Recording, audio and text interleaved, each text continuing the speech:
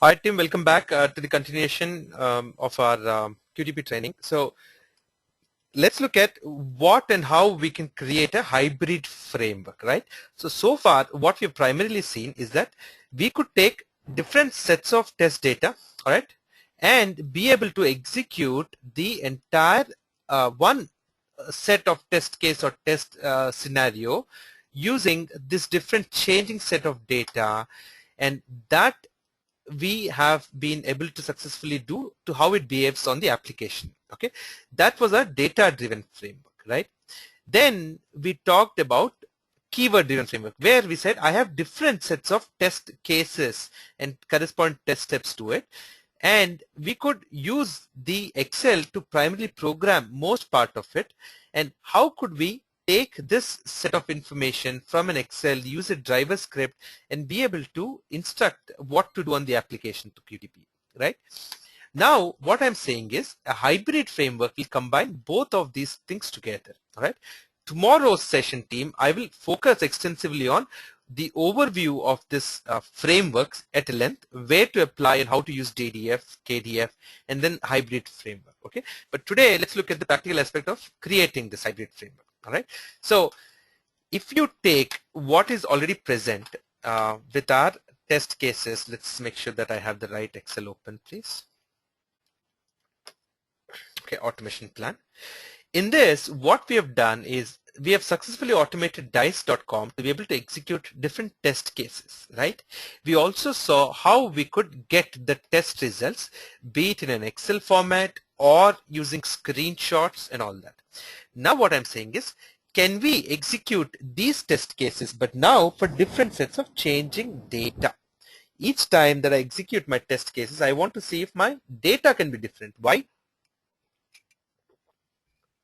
So that not only am I testing the application functionality, but also seeing how it behaves for different sets of data. So that's the main logic that we're going to change. So let me quickly open up the script that we have recent, S22 KDF driver 3, correct? And we will convert this script now to handle the data-driven framework. I'm going to save this now as a hybrid framework. Okay, I'm going to call this as HF1. I don't have any active screen files with it. And let me also open up the function libraries, web methods, and the driver. Okay. Now, what we have is web methods is saying specific instructions on what to do in the application. The driver has what are the keywords that I need to execute, what kind of error report I have to do, what are the inputs that we're getting, and I have this test data. We already got the test data, right? Haven't we done this?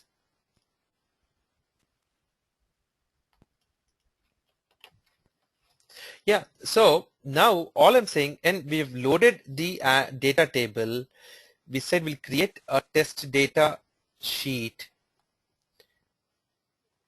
and we are navigating from each row in the test data, going about executing everything, getting the results, and we are saying we will put it into different paths each time, correct? So we have expanded, we have completed almost everything on the hybrid framework, haven't we? And we're also getting the results. The results were also done. So there's nothing really much on the hybrid framework left, team, isn't it?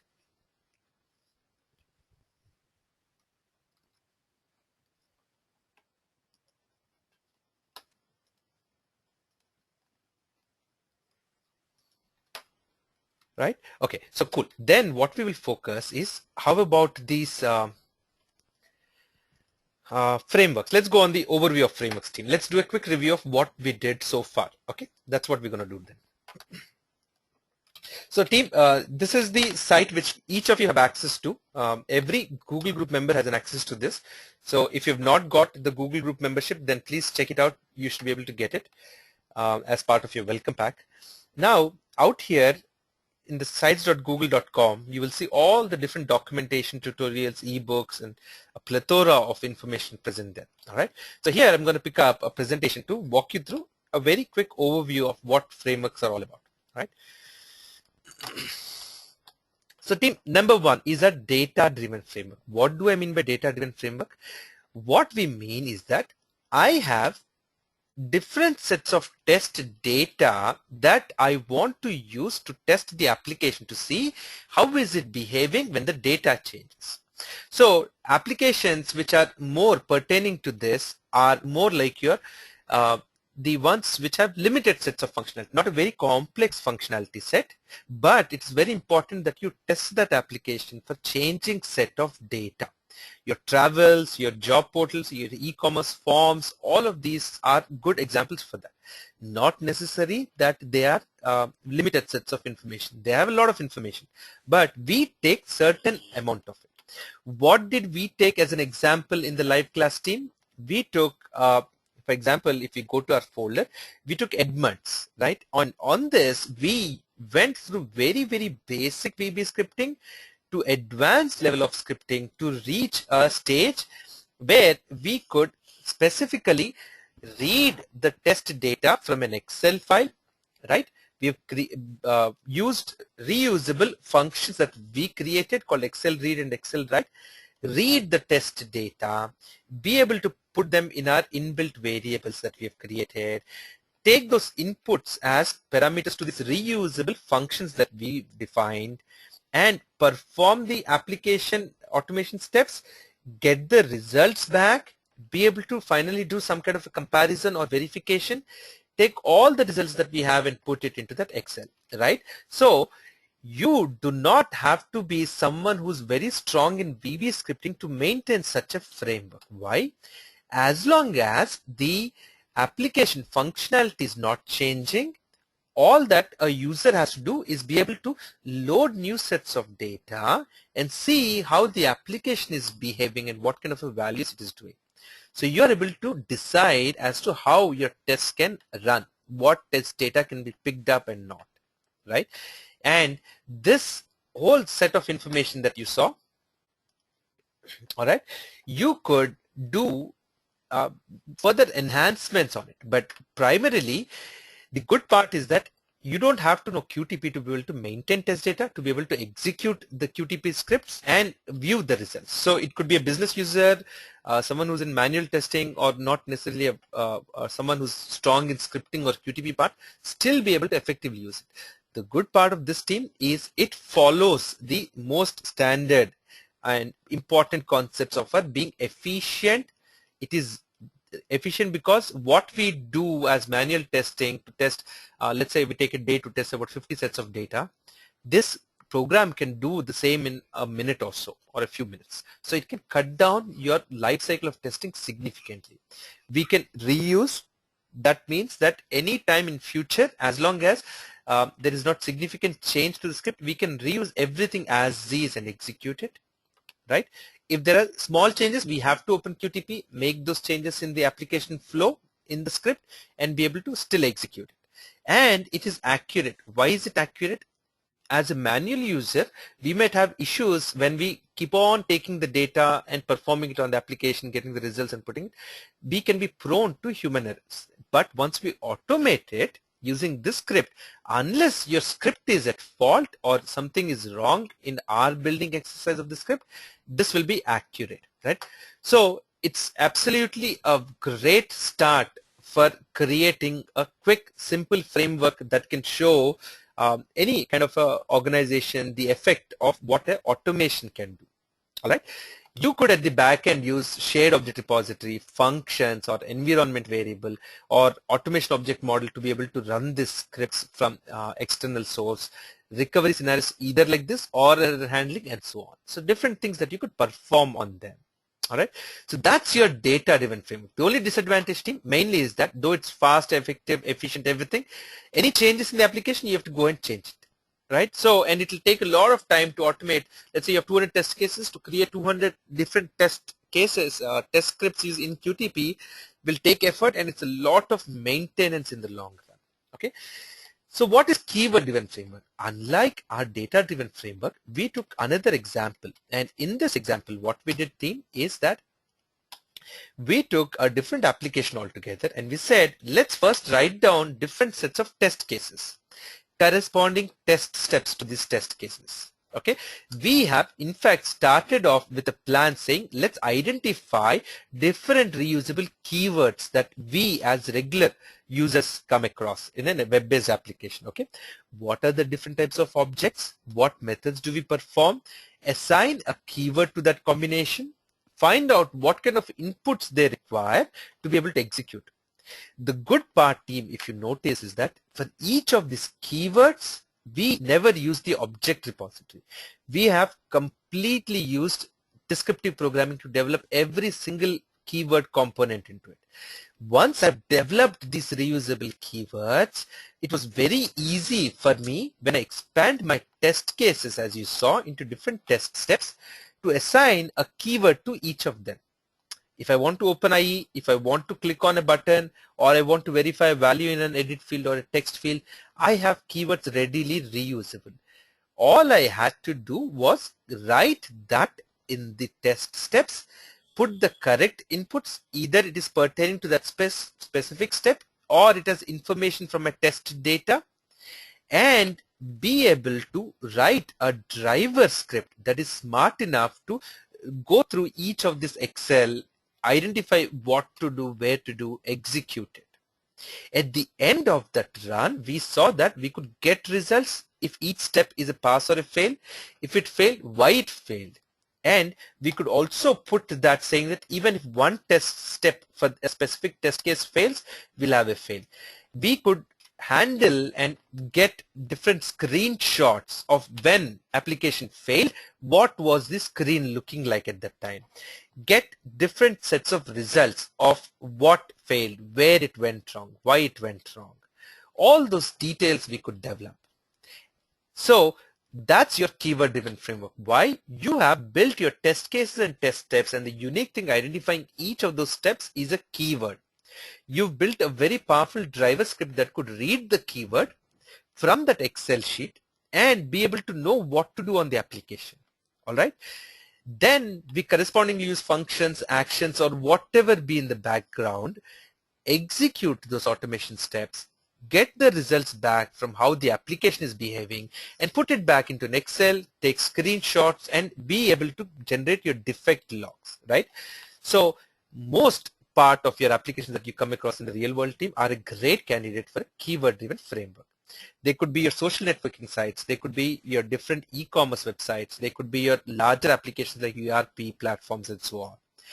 Because they have so many test cases, so many test steps with each of them. You cannot create one script with everything. But once we give a format, I could take one module which has, let's say, about 50 to 100 test case, design a keyword-driven framework using this format, test it on it, customize it on it. Once it is done, vetted, and we know that it works for good, then we will slowly roll it out into the other modules and see how it performs on that.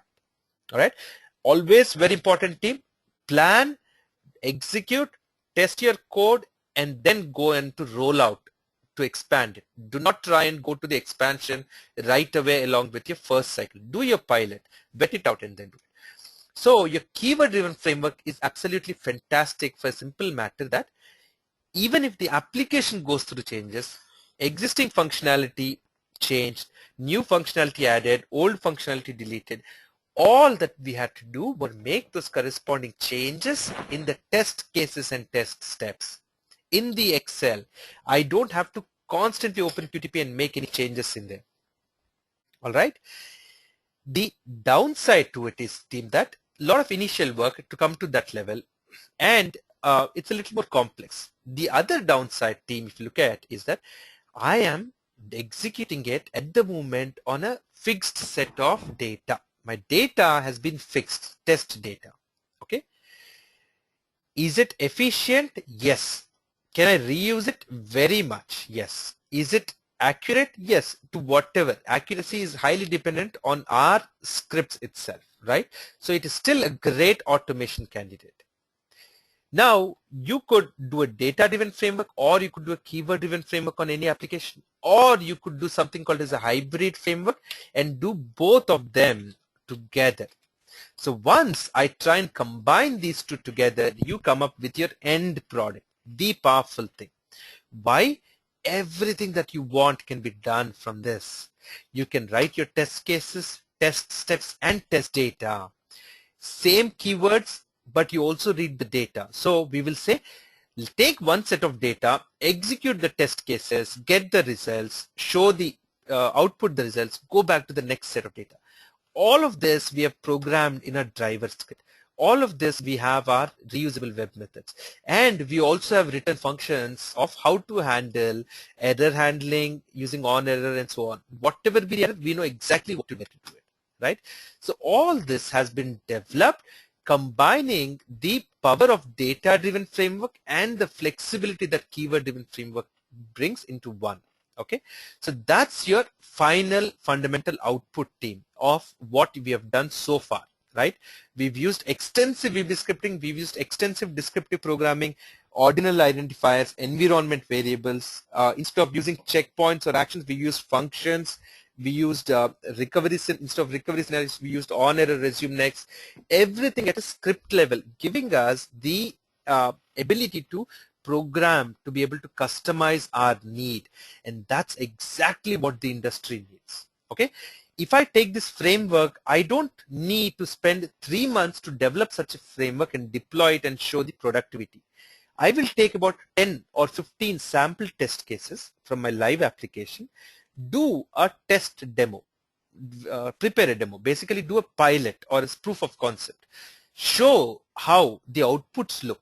Once it appeals to the user community in your client organization, then you could talk about rolling out it into module by module basis onto different ones. Okay, you might not have just one script doing everything. You might not just have one Excel which does end-to-end and has all the 500,000 test cases depending on your application.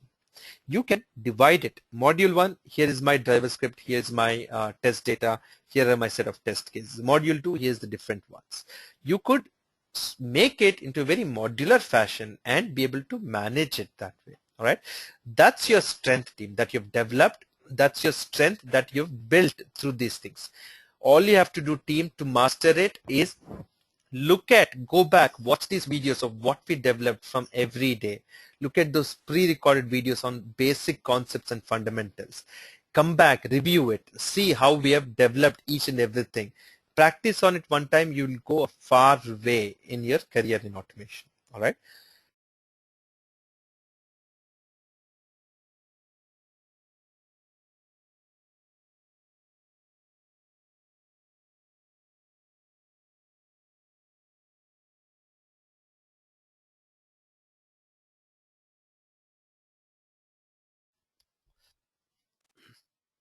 So team, any questions which are not specific to our course or what we've covered so far, please use the Google group. As you know, team, we have over 1,000 members there. It's a very, very active community. That's the private Google group for people just like you and me who have gone through this entire training over the last 24 months. And they have a rich experience either in the practical world and so on. There's a lot of sharing of knowledge, a lot of learning that you get there. Flex applications, no Wilma, out of scope as part of regarding our live classes, but do put it into the Google group. You'll, in fact, there are already a lot of questions answered around Flex applications. You can look at it, Wilma. Search for it first. How can we use different tests in sequence? So Amit, when you go through the automation object model video, you could decide to run different tests in sequence one after the other. You can create batch files, and in fact, even without opening QTP, you can execute this test from a command prompt. All right.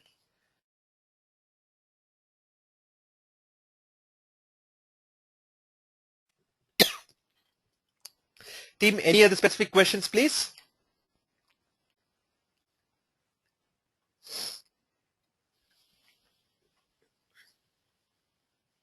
So team, predominantly, this is what I wanted to do, give you a very, very solid but clear overview of the entire framework model. All right. Tomorrow's session, I'm going to focus specifically on what to do, what to expect when you get into your projects, how to present yourself around it, how to present yourself in the interviews and all those. All right. And then we'll close the training with that session. All right, team, that's it for today then. Analog recording and all those things, Nishesh, just go through the plethora of videos that are already there, please. There's everything there in that. Okay.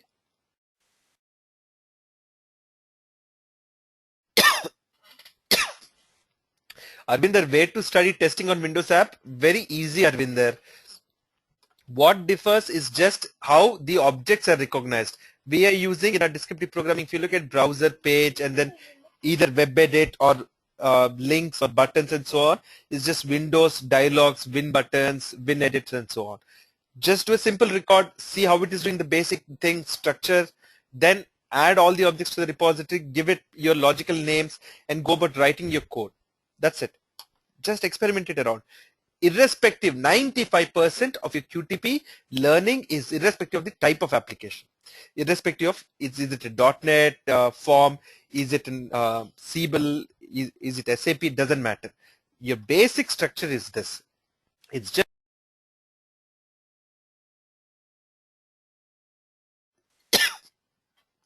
yes, Nilima, in this case, in our framework that we do, keyword column is mandatory because that is what is linking each of your test steps with the what to execute. That's what is giving the instruction as to what to execute, which method to call to perform those steps, right?